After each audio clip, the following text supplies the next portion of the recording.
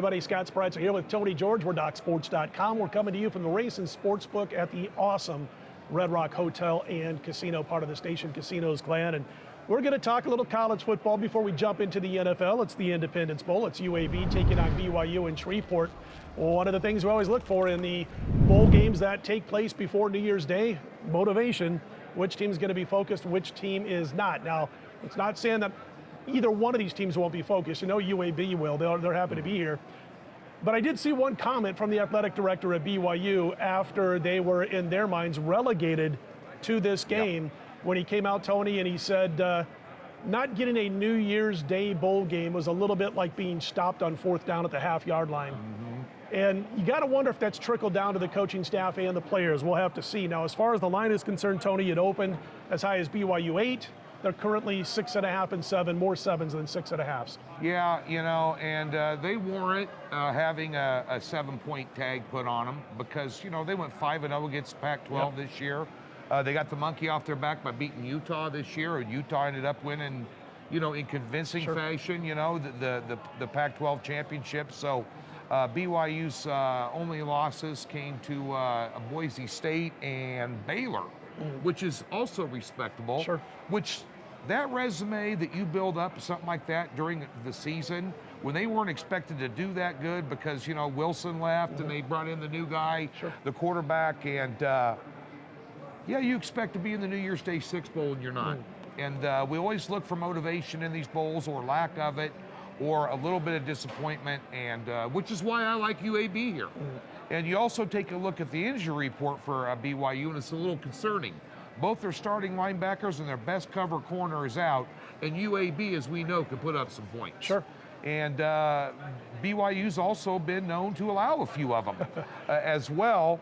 And then you also have your starting center out, one of your starting wide receivers out here. So you add all that up, compile that. This is down in Shreveport, you know, down south. So Alabama, UAB will be fired up for the game. Bill Clark, I think, is their coach's name. He's done a fantastic job with this program and won some big games. He hasn't had any success in bowl games, if you look at their bowl record here. But I think UAB will give them a ball game. I think 3 to 5 point win by BYU. I just think a touchdown's too many. If you can get it at 7, get it now. You know, try and get it at 7. There'll be some BYU money come in towards the weekend if you find a 6.5 where you're at. But I think it'll end up landing right on that fall number. That's a good number. And especially these early bowls, I always take a strong look at underdogs, Scott. I know, I know you do as well. We're going to switch gears here to the NFL. And Scott, the Patriots off a Monday night win, where they threw 3 passes and won a football game. Wow. This is kind of perplexing to me, but a look-ahead line on this was New England minus 2.5, and now it's Colts minus 2 at home, and the total 45.5 here. It's not Peyton Manning and Tom Brady, but this is a big ball game here. A lot of people are saying a young Tom Brady and Mac Jones, the way he fits into this system. Yeah, I've never been able to say this before, so I am going to say it now. I never left my couch in that Monday night game between the Patriots and Bills. Never left the couch. And they only threw 2 fewer passes than a starting quarterback in the Monday Night Football game, or only completed 2 fewer passes, I guess I should say. So, yeah, I mean, that was well coached by Belichick. Well, wait a minute, I threw my remote at the TV 4 times during the game. Then you threw 1 more pass. I don't know if you completed any, but the bottom line is that, you know, he coached the crap out of that game, talking about Belichick. No shocker there, obviously. Listen, you got to watch the video we did with Chuck Esposito after you watch this one, if you haven't already. We talked about the NFL favorites last week going 11-3 against the spread, and you would expect somewhat of a bounce back here. But I'll tell you what, the Patriots defense has been murder on the opposition in the second half of games of late. Last 5 games, they've given up a grand total of 3 second half points. They've outscored those 5 teams in the second half 66-3. Some serious adjustments going on throughout the game by Belichick and his defensive coaches.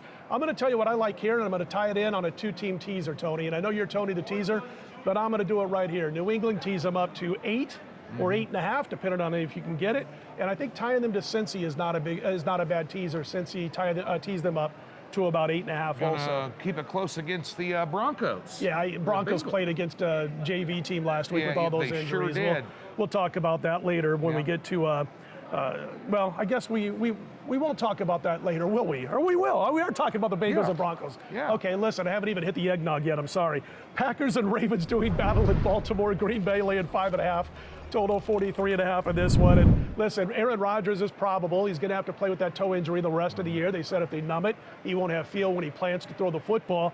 And Lamar Jackson, well, he got knocked out last week, and right now he's listed as questionable for the Baltimore Ravens. Well, this is one of those lessons we like to teach Betting 101 series right here on our YouTube channel. But always remember in the NFL, you're betting into numbers and you're not betting into games. And 5.5 is a bad number to lay on the road. Now, I can't really make a case for Baltimore. I wrote this down. Their last 3 weeks offensively, 22, 19, and 16 in scoring. And, of course, Green Bay, 45, 36, and 31. So something's got to give here. Sure. I don't think Green Bay is going to be able to run the ball effectively here because, obviously, the Ravens have the #1 rush defense in the NFL, allowing only 85 yards a game.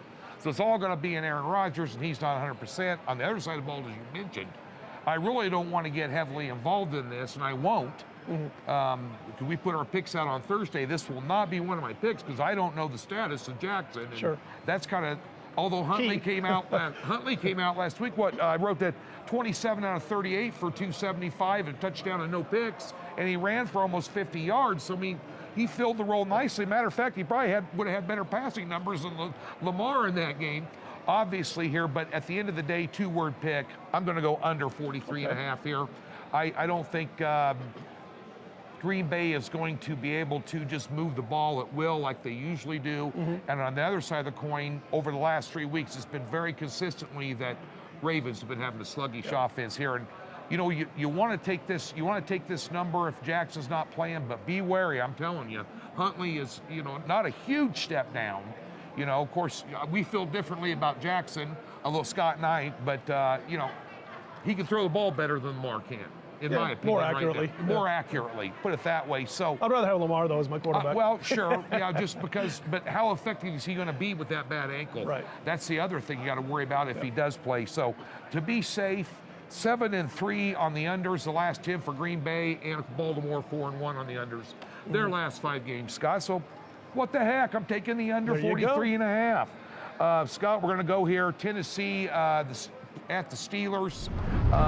Tennessee -2, total 41.5 on the road. And, of course, Pittsburgh reeling off Minnesota, lighting them up for 40-some points here. Your thoughts on this one? Well, I tell you what, I'm watching that. I had Minnesota on that Thursday night. Started the weekend well, and we're up 29-0. And then, of course, you've got a coach who decides to get involved, and that would be Zimmer. And I don't know. I mean, how long can you be doing this for your career, coaching at a high level, and you continue to not know risk versus reward ratios? And that was the case with Minnesota with the coaching staff, besides some weak play, but some really bad calls, bad decisions after they took a 23-0 lead for the rest of the game. And they probably should have lost that game at the end. How many times do you see a good tight end drop a pass in the end zone, no matter how hard he's hit? But I was happy to hang on because my TV was this close to being in the pool.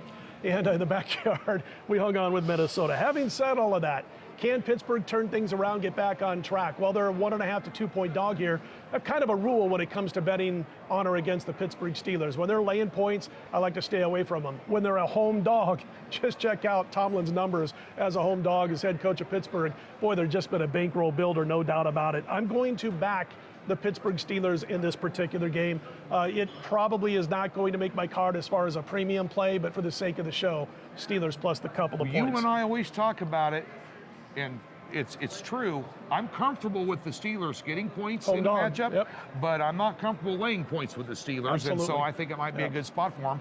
And also, you mentioned a teaser earlier, too.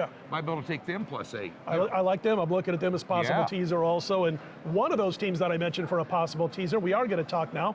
Bengals at the Broncos. Broncos laying 2.5, total up to 3 in some spots, by the way. The total sitting at 44. Denver took on a Detroit team that had nobody, basically. I mean, 20 guys missing from the game or whatever it happened to be.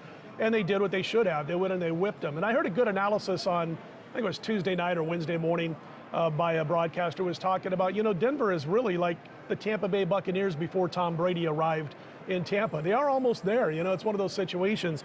In this particular game, you know what I'm doing? I think Cincinnati's a good teaser play here at 8.5 or 9. What do you think? I do too. I'm not, on the buy sign is not on Denver. Now, one thing Denver does very well is play defense. They're number 2 in the NFL in points allowed. They're allowing 17 a game. They're number 7 against the run. And all this without Von Miller, I might add. So a lot of people thought they might fall by the wayside. They've stepped it up, and they play very, very good defense. Offensively, they're going to run the ball. Sure. And I wrote this down here. When Javonte Williams and Melvin Gordon have 28 carries in any game for Denver, they're 6-1 straight up. Those are combined. Feed them. Feed them. That being said here, I think you're going to see a lot of that. And Cincinnati, I've said this saying before, kind of an enigma wrapped in a riddle with me. One week they play great, the next week they don't play good. It's back and forth. They grabbed defeat from the jaws of victory last week, thank God, because I had San Francisco in that game for the clients over at the website. But at the end of the day here, again, I'm going to do it under 44. Okay. I think it's going to be a low-scoring game. I don't think that you're going to see the offensive explosion that Denver had last week. That was against Detroit minus a bunch of guys. And, Detroit kind of gives point-something bunches anyway. And they were off that big win finally, the last-second win. So. They had the hangover, and I don't know if they all had COVID or they still were hungover from drinking champagne. They didn't show up. But at the end of the day here, I think it's going to be a lower-scoring game. I could see, I could see a 2017 ball game here going one way or the other, Scott, which brings in Cincinnati should be a live one for you with teasers this week, folks. Good stuff from Tony George. Check out the website, and also check out that link below the video, $60 free account. If you click on that, get yourself set up, and you're not yet a member at DocSports.com, you can use those free $60 on any of Tony's daily packages, any of mine, anybody else on the roster at DocSports.com. We will be here Christmas week, so you'll be able to tune in. Then also ugly Christmas sweater. Ugly Christmas sweater. We got to get a couple of those out of the closet. We're gonna make the camera guy Brandon wear one too. We might even get Esposito in one also. Yeah, there we go. Anyway, for Tony George, I'm Scott Spreitzer. We are DocSports.com. Let's put them in the win column, everybody.